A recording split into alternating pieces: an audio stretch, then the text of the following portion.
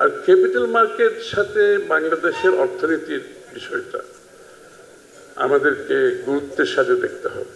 বাংলাদেশকে যদি সামনের দিকে এগিয়ে যেতে হয়, আমাকে যদি যখন কেউ জিজ্ঞেস করে, আমি বলি number 1 is investment, number 2 is investment, number 3 is investment. আমরা কি আসলে বাংলাদেশের ক্যাপিটাল মার্কেট দুর্ভাগ্যবশত অনেক ক্যাপিটাল মার্কেটের অনেক কাজও হয়েছে, একটা সময় ক্যাপিটাল মার্কেট একটা ভালো প্রোগ্রেস করেছিল, বাট লাস্ট 15 বছরের কথা তার বলার দরকার নেই, সবাই আপনারা জানেন, বক্তারা বলেছেন, যে কারণে এখন যে জায়গায় এসে দাঁড়িয়েছি আমরা, তো সেখান থেকে আমরা সামনের দিকে কীভাবে যাব একটা দিক।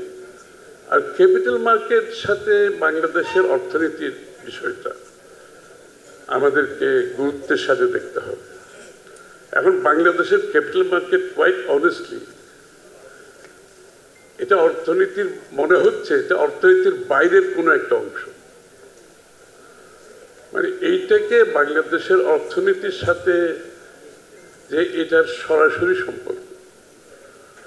এবং অনেকে বলেছেন যে ক্যাপিটাল মার্কেটের সাথে বাংলাদেশের অর্থনৈতিক উন্নয়ন, ডেভেলপমেন্ট, বিনিয়োগ এগুলো যে কিভাবে জড়িত সেটা আর বলার অপেক্ষা রাখে না। আর আমাদের এখানে ফোকাসটা কোথায়? বাংলাদেশকে যদি সামনের দিকে এগিয়ে যেতে হয়, আমাকে যদি যখন কেউ জিজ্ঞেস করে, আমি বলি number 1 is investment, number 2 is investment, number 3 is investment. এর বাইরে কিছু নাই। কিন্তু ওয়ালটন আবারও মিলিয়নিয়ার অফারে ওয়ালটন ফ্রিজ কিনে আপনিও হয়ে যেতে পারেন মিলিয়নিয়ার। এই দেশটাকে সামনের দিকে এগিয়ে নিয়ে যেতে হলে আমাদের ইনভেস্টমেন্টে ফোকাস থাকতে হবে। এবং ইনভেস্টমেন্টটা তাহলে কিভাবে হবে? Without capital there is no investment. আপনি ক্যাপিটালটা কোত্থেকে আসবে?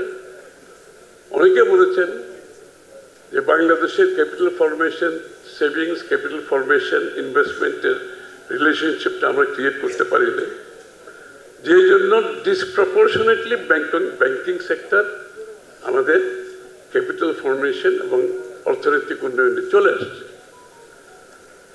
সত্যিকার অর্থে একটি দেশের, বাংলাদেশের মতো একটা ইকোনমি সব দেশের জন্য, যদি আপনি ক্যাপিটালের কথাটা বলেন, বিনিয়োগের কথাটা বলবেন, এটা আপনি ঋণের যত কম ঋণে যত বেশি ইনভেস্টমেন্ট দেশের সরকার এবং প্রাইভেট সেক্টর করতে পারবে, এবং এটার সোর্সটা হতে হবে বাংলাদেশের ক্যাপিটাল মার্কেট থেকে। এবং ক্যাপিটাল মার্কেট থেকে সরকারি ঋণ, ক্যাপিটাল মার্কেট থেকে প্রাইভেট সেক্টর ঋণ, দুটাই কিন্তু সম্ভব। আমাদের দেশে যে সরকারের ঋণের জন্য আমরা যে IMF এর পিছে $4 বিলিয়ন ঋণের জন্য IMF এর পিছে পিছে আমরা ঘুরতেছি। Just imagine, $4 billion.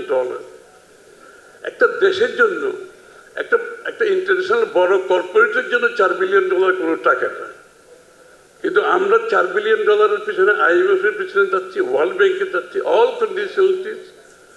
আসলে কি এখন তো ক্যাপিটাল এখন গ্লোবালি ক্যাপিটাল কিন্তু কনসেপ্ট চেঞ্জ হয়ে গেছে। আপনি এই ক্যাপিটাল বৎসরে আপনার ক্যাপিটাল মার্কেটে $100 ট্রিলিয়ন অ্যালোকেশন হয়। $100 trillion, not billion, trillion allocation হয়, যে সভরিন ফান্ড থেকে আসে, ইন্স্যুরেন্স থেকে আসে, ইনস্টিটিউশনাল ইনভেস্টরদের থেকে আসে। 100 ট্রিলিয়ন। অফ দ্যাট ভিয়েতনামে যায় $300 বিলিয়ন। $300 বিলিয়ন ভিয়েতনামে যায়। বাংলাদেশের সংখ্যাটা আমি না বললেই ভালো, আপনারা সবাই জানেন।